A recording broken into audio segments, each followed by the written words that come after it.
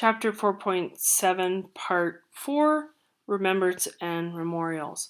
So, a lot of memorials have existed over the ages, and one of the ones we're going to look at is a Vietnam memorial. And it's very unusual in the way it's depicted, but it acknowledges a historical tragedy, and usually it's to do with, excuse me, a war event. It's not. Usually outside of that. Sometimes it's an accident or a natural disaster, but usually it's to do with war. So they're designed to comfort and heal, and for the loved ones of those particular people to be able to visit. So Maya Lin's Vietnam Memorial from 81 to 83. This is granite. It's black polished granite. You can see the mirror-like quality of it. 10 foot high at the highest point here in the middle. It slopes down this way. And it's 246 feet long, so each one of these is like 123 feet. So you can see that the Washington Memorial is here, and then behind us would be the Lincoln Memorial in that direction. So it's kind of interesting. This is a very long, complicated story. What happened with Maya Lin? She won this. She was an architectural student at Yale, and she won this competition out of thousands of submissions by doing just a quick sort of drawing. I mean, it wasn't that quick, but really, back in those days, it wasn't like a digital submission that was, perfectly drawn out. But what she was trying to signify was this deep wound that the Vietnam Memorial was for the nation. So you can kind of see it's below this surface of this lawn. It goes down and it's sort of grave-like. Well, that became a very controversial situation with people who would prefer some figurative bronzes memorializing the glory of war. But this war, as we now know, and at the time as well, was very controversial and was one of the first battles that we actually sort of lost. We didn't call it that, but that's what happened. So the people who owned the land decided to go ahead with her, but there was a lot of political resistance. There were hearings.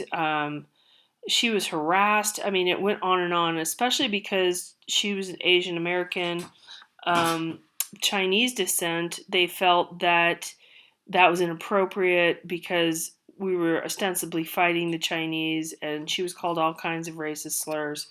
For such a young person, it's just kind of boggling that she really stood her ground and won over the hearts and minds of the Vietnam vets who were the ones who supported this memorial.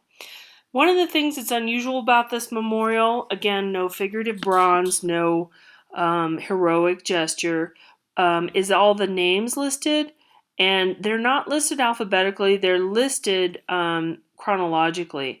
So this would be sort of the last person that died in the Vietnam War, and the first person would be kind of over here.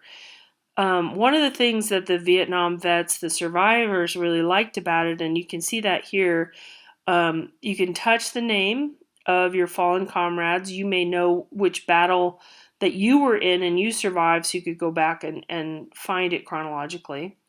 And then a group of men that were lost, you could put a flower or a prayer or something along here. I think you could before, I don't know if that's still true, you could stick things into these cracks right here between the panels. I don't know if that's true anymore, but the Vietnam vets really loved it, and very emotional response to it. They were able to grieve, and we seldom allow ourselves that kind of a memorial or that kind of a public, I would say, expression of grief and sorrow. Usually we mask it and we salute and we say, oh, everything's okay. But she really tapped into the emotion and energy of the Vietnam War itself and the experience of these veterans. And they honored her in a parade, and they were very glad to have her. Although there was some fighting about this depiction in this black grave-like manner, and another group did raise some money and put a figurative bronze nearby. So they said the design reflected a condemnation of the war, so they were a little bit. Some people were unhappy with that. So there's a controversy you can watch if you have the book. I'm not going to post that one on Canvas. Another one that is similar in some ways, I don't think it would have come out the way it did without Maya Lin's piece, is the 9/11 memorial.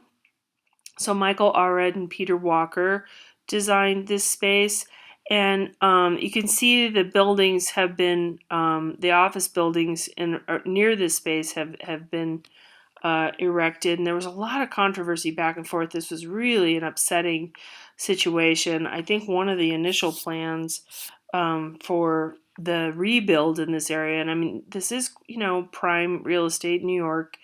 So, be that as it may, a lot of people fought the idea that the footprint of the two buildings would be built on. They felt that it was sacred ground, and if you think about how many lives were lost, I mean, it's astronomical. It's over 2,900 people that died.